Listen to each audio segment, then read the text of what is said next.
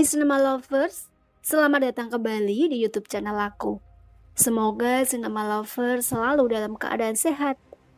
Untuk kali ini, aku akan melanjutkan kembali rangkuman miniseri Wednesday. Dan pada kesempatan kali ini kita akan mengetahui bagaimana akhir dari miniseri Wednesday ini. Penasaran kan dengan alur ceritanya? Tapi seperti biasa, sebelum aku bercerita lebih jauh tentang film ini, sekali lagi aku ingatkan kepada Cinema Lovers kalau konten ini adalah full spoiler. Dan aku sangat merekomendasikan kepada Cinema Lovers untuk menonton film ini secara utuh. Karena menonton film secara utuh akan jauh lebih seru dan lebih menarik. Dan tak usah berlama-lama, ini dia ceritanya.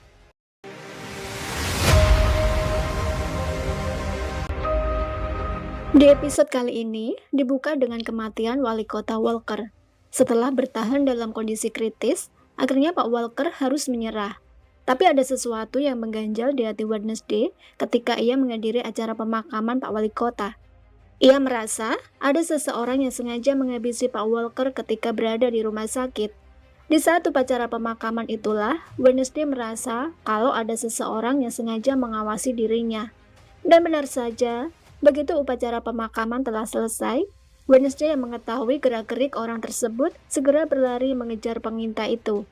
Dan betapa terkejutnya Wednesday setelah tahu siapa orang yang telah mengintai gerak-geriknya itu. Ia adalah pamannya sendiri yang bernama Paman Fester.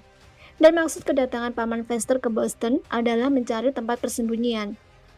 Dari ayahnya Wednesday, Paman Fester jadi tahu kalau Wednesday juga berada di daerah itu.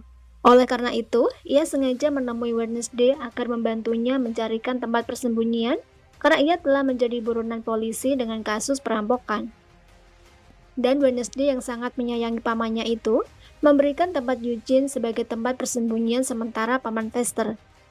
Dari pamannya itulah, Wednesday jadi tahu kalau jenis monster yang sedang ia selidiki adalah jenis monster Hyde. Dan pamannya itu terakhir melihat Hyde pada tahun 1983 di Institut Zurich untuk tahanan sakit jiwa. Dan karena rasa penasaran Wednesday yang begitu besar tentang Hyde, akhirnya Paman Fester menyarankan kepada Wednesday untuk membaca buku harian Nathaniel Faulkner, orang yang telah mendirikan Nevermore. Buku tersebut disimpan di perpustakaan Nexet, dan Paman Fester bersedia menunjukkan letak persembunyian buku itu. Dan sesuai dengan kesepakatan mereka, akhirnya malam itu, Paman Fester dan Wednesday berhasil menyusup di perpustakaan Nexet. Di sanalah Wednesday bertemu kembali dengan Xavier. Wednesday yang masih curiga kalau Xavier adalah monster tersebut, lalu terus-terusan menyerang Xavier dan mengatakan kalau Xavier ada di tempat kejadian ketika malam Rowan terbunuh. Lalu di hari bakti, ketika monster itu tiba-tiba hilang, Xavier juga berada di sana. Belum lagi lukisan-lukisan Xavier tentang monster dan sarang monster yang bisa mirip dengan aslinya, dan juga kemunculannya yang secara tiba-tiba di kediaman keluarga Gates.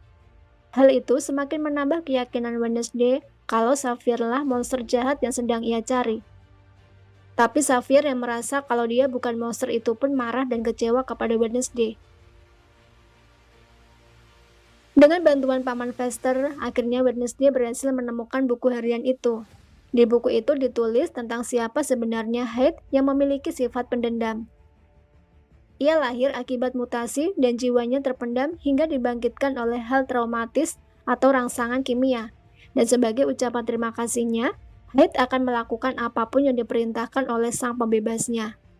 Dari buku tersebut, Wednesday membuat kesimpulan kalau pelakunya adalah monster dan tuannya. Wednesday semakin yakin kalau Xavier lah dalang dibalik semua itu dengan menggunakan motor curian milik Paman Fester, lalu diam-diam pergi membuntuti Xavier karena Wednesday yakin kalau ia akan bertemu dengan tuannya. Di saat itulah, Wednesday melihat Xavier sedang bertemu dengan seorang wanita yang tak lain adalah Buckinbot. Dan Wednesday yang sangat percaya kepada Taylor itu pun lalu pergi ke Waterfront dan menunjukkan buku harian tersebut kepada Taylor. Begitupun ketika Taylor merencanakan kencan dengan Wednesday di makam Craigstone, dengan senang hati Wednesday pun memenuhi undangan tersebut dan meninggalkan buku harian Faulkner kepada Ting. Tapi kebahagiaan Wednesday harus berubah menjadi kesedihan ketika sepulang dari kencan, ia mendapati kamarnya dalam kondisi berantakan. Ia mendapati buku harian Faulkner telah hilang dan juga Ting yang dalam kondisi terluka parah karena tertancap sebuah pisau. Wednesday yang mulai panik dengan kondisi Ting, lalu membawa Ting kepada pamannya. Dengan kemampuan kejut listriknya, Paman Vester berusaha menolong Ting. Tapi ketika Paman Vester mengatakan kalau Ting telah tiada, Wednesday marah dan meminta kepada pamannya itu untuk mencoba terus demi menyelamatkan Ting. Dan benar saja, Ting mulai merespon dan akhirnya hidup kembali. Ting lalu menceritakan kalau ia tak bisa melihat siapa pelakunya karena ia ditikam dari belakang. Wednesday lalu pergi melaporkan kejadian tersebut kepada Bu Larissa dan Bu Thornhill. Pada kesempatan itu juga, Bu Larissa mengatakan kalau sebenarnya ia sudah tahu bahwa jenis monster yang merisaukan itu bernama Hyde. Tapi karena ia tahu kalau Hyde sangat kejam dan bengis, oleh karena itu Bu Larissa memilih untuk diam saja. Hyde pernah menghabisi penciptanya sendiri yaitu Faulkner, dan karena kejadian itu, Hyde dilarang untuk masuk ke Nevermore sejak 30 tahun yang lalu. Dan kalau kejadian ini diketahui oleh orang lain, maka tamatlah riwayat Nevermore. Tempat tersebut pasti akan ditutup secara permanen. Dan pada suatu hari, Bianca dan Lucas mengajak Wednesday untuk bekerja sama mengungkap kematian Pak Walker. Lucas mengatakan sebelum meninggal ayahnya telah mengumpulkan berbagai bukti untuk mengungkap misteri keluarga Gates. Dari bukti itulah Wednesday jadi tahu kalau rumah keluarga Gates tersebut dibeli oleh keluarga pengusaha permen, tapi mereka ditemukan meninggal secara misterius dan mewariskan seluruh asetnya kepada pengasuhnya yang bernama Theresia Glaw. Menurut mereka, nama itu adalah nama samaran dari Laurel Gates dan ia sengaja membeli rumah lamanya agar bisa kembali ke Jericho dengan menggunakan identitas lain untuk membalaskan kematian keluarganya, dan dengan bantuan Hyde ia menjalankan aksinya tersebut.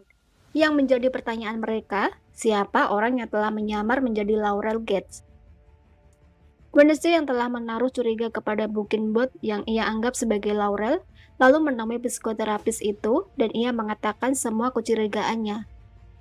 Wednesday juga mengatakan kalau Dr. Kinbot lah yang telah menghabisi Pak Walker. Mendengar itu semua membuat Dr. Kinbot marah dan mengatakan kalau Wednesday mulai sakit jiwa. Setelah kepergian Wednesday, Dr. Kinbot lalu menceritakan kegilaan Wednesday itu kepada Bu Larissa. Dan tak berselang lama, monster mengerikan itu pun mendatangi Dr. Kinbot dan menghabisinya. Berita kematian Dr. Kinbot tersebut membuat Wednesday berpikir ulang kalau kecurigaannya itu salah. Dengan membawa bukti-bukti yang telah ia kumpulkan, Wednesday lalu mengajak Sheriff Galpin untuk menangkap Xavier, orang yang telah ia curigai sebagai Hyde. Bersamaan dengan itu juga, Wednesday mendapati sahabatnya Inet telah kembali ke kamarnya. Mereka saling merindukan satu sama lain dan akhirnya kesalahpahaman di antara mereka terselesaikan. Dan Inet mengatakan kepada Wednesday kalau Taylor menunggunya di waiter van. Wednesday yang mulai jatuh cinta kepada Taylor memutuskan untuk mendatangi Taylor. Mereka yang sedang dimabuk cinta itu pun lalu berciuman. Di saat itulah, tiba-tiba Wednesday mendapatkan penerawangan dan ia melihat kalau monster yang selama ini ia cari ada di hadapannya. Dan orang tersebut adalah Taylor. Tak tahan kalau ia telah mencintai monster yang mengerikan, Wednesday lalu pergi meninggalkan Taylor. Dengan bantuan Bianca dan teman-temannya, Wednesday berusaha membongkar kedok Taylor. Ternyata ibu Taylor dulunya juga orang buangan. Bermula dari kejadian pasca melahirkan Taylor, membuat ibunya depresi dan merubahnya menjadi Hyde. Dan Sheriff Galpin takut dan khawatir kalau hal tersebut menurun kepada putranya Taylor. Meskipun telah ditunjukkan fakta-fakta yang membuktikan kalau Taylor adalah seorang monster, tapi di depan teman-temannya, Taylor tetap tak mau mengakui.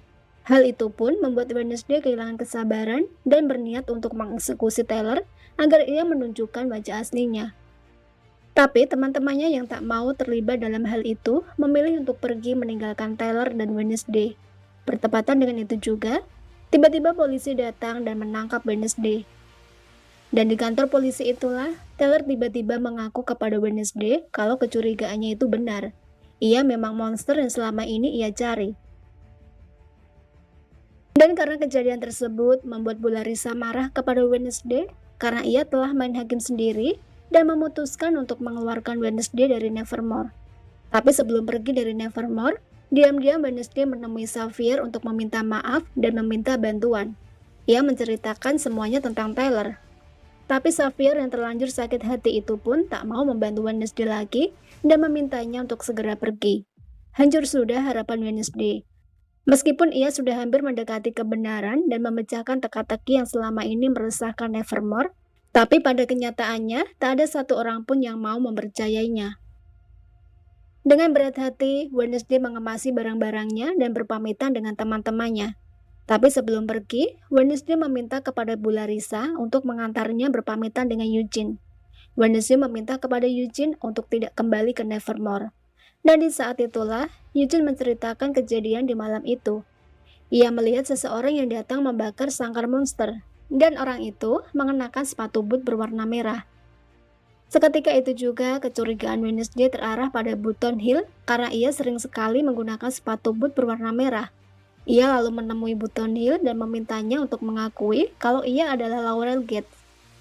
Awalnya Button Hill menyangkal pernyataan Wednesday, dan di saat itulah Tyler tiba-tiba muncul di tempat itu. Button Hill yang semakin terjepit dengan pernyataan Wednesday itu pun lalu meminta kepada Tyler untuk membungkam Wednesday. Ia merayu Tyler dan mengatakan kalau orang-orang buangan seperti Wednesday lah yang telah merubahnya menjadi monster.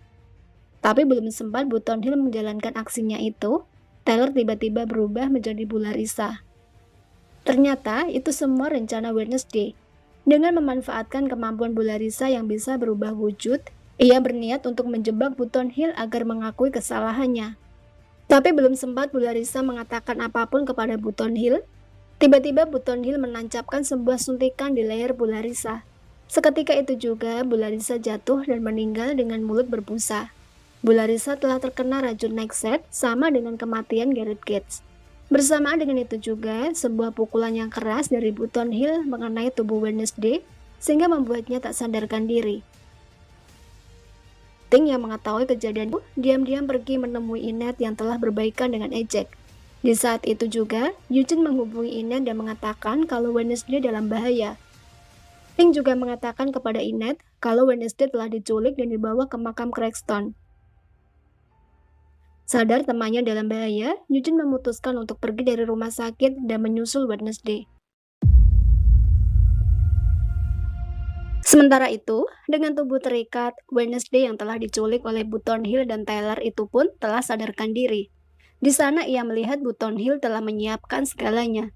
Ia yang merupakan keturunan dari Joseph Cragston, berniat untuk membangunkan kembali Cragston dan meneruskan misi ayahnya untuk menghabisi orang-orang buangan. Tyler sengaja mengumpulkan potongan-potongan tubuh korbannya untuk membangkitkan Cragston. Dan dengan menggunakan darah dari keturunan Goody Adams yang telah menyegel Cragston di peti batunya, Button Hill berniat untuk membuka peti tersebut. Dan malam itu adalah malam bulan purnama, waktu yang tepat untuk menjalankan itu semua. Dengan menggunakan mantra yang ada di kitab bayangan Goody yang ia curi dari dunia berziarah, dengan menggunakan potongan tubuh para korban, dan dengan menggunakan darah milik Wednesday, Button Hill pun memulai upacara pembangkitan jiwa Joseph Cragston.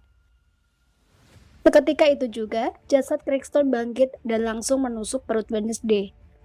Dan bersama dengan Button Hill, Cragston segera meninggalkan tempat tersebut. Mereka meninggalkan Wednesday yang dalam kondisi terluka parah. Di saat itulah, Wednesday kembali didatangi oleh Goody Adams. Ia mengatakan kalau kelemahan Cragston ada di jantung hitamnya, dan Wednesday lah yang bisa melenyapkan Cragston untuk selamanya. Goody juga mengatakan kalau ia akan membantunya untuk yang terakhir kalinya. Lewat media kalung yang diberikan oleh Morticia, Goody akan merasuki tubuh Wednesday dan ia akan memiliki kekuatan untuk melenyapkan Cragston. Di tempat yang berbeda, Inet dan Ejek berhasil sampai di tempat rahasia Nexet. Dan tak berselang lama, Bianca dan anggota Nexet yang lain juga datang ke tempat itu. Inet lalu menceritakan bahaya yang akan mengancam para penghuni Nevermore. Dengan kemampuan hipnotis yang dimiliki oleh Bianca, akhirnya mereka memutuskan untuk mengevakuasi seluruh penghuni Nevermore di tempat yang aman yaitu Nexet agar Cragston tak bisa menemukan mereka. Sedangkan Inet sendiri yang merasa khawatir dengan kondisi Wednesday bersama dengan Ting lalu pergi ke makam Cragston untuk membantu Wednesday. Di saat itulah, tiba-tiba Inet berubah wujud menjadi serigala. Akhirnya di saat malam bulan purnama itu, ia berhasil menyempurnakan diri menjadi serigala seutuhnya. Dengan kekuatannya itu, Inet lalu membantu Wednesday yang sedang bertarung dengan Tyler. Lalu Inet meminta kepada Wednesday untuk segera pergi ke Nevermore, sedangkan ia sendiri bertarung habis-habisan melawan monster mengerikan itu. Pertarungan itu pun disaksikan oleh Sheriff Galpin. Dengan perasaan tak percaya, ia melihat putra kesayangannya itu terkapar belum berdarah setelah berhasil dikalahkan oleh Inet. Tegangan dan keributan pun terjadi di Nevermore karena Cragston dan Button Hill telah berhasil memasuki sekolah tersebut. Beruntung, Wednesday berhasil datang tepat waktu dengan membawa sebilah pedang, begitu juga dengan Xavier. Dengan menggunakan anak panah, ia membidikkan anak panah tersebut ke arah Cragston. Tapi sayang, anak panah tersebut dikembalikan oleh Cragston dan justru mengenai tubuh Wednesday. Beruntung Wednesday yang telah dimasuki arwah Goody itu tak bisa terluka oleh hal apapun. Ia segera bangkit dan kembali melawan Cragston. Tapi melawan Cragston memang tak semudah yang ia bayangkan. Selain pedang yang ia gunakan putus oleh sabetan pedang Cragston, Wednesday juga terancam nyawanya karena kekuatan tongkat ajaib milik Cragston. Di saat itulah, Bianca datang dengan menusuk tubuh Cragston. Tak mau menyia-nyiakan kesempatan itu, dengan menggunakan potongan pedang miliknya, Wednesday mengarahkan pedang tersebut tepat di jantung Cragston. Seketika itu juga, tubuh Cragston hancur dan terbakar. Cragston telah lenyap selama-lamanya di tangan Wednesday. Bersamaan dengan itu juga, Eugene datang bersama lebah-lebahnya, dan lebah-lebahnya itu pun langsung menyerang Button Hill. Dan akhirnya, tragedi di Nevermore telah usai berkat keberanian Wednesday dan Inet. Karena kematian Bularisa, akhirnya kelas semester ditiadakan, dan kesempatan tersebut digunakan oleh para murid Nevermore untuk berlibur di rumah masing-masing. Kesempatan itu juga digunakan oleh Wednesday untuk berpamitan dengan Xavier. Dan Xavier memberikan hadiah berupa ponsel kepada Wednesday.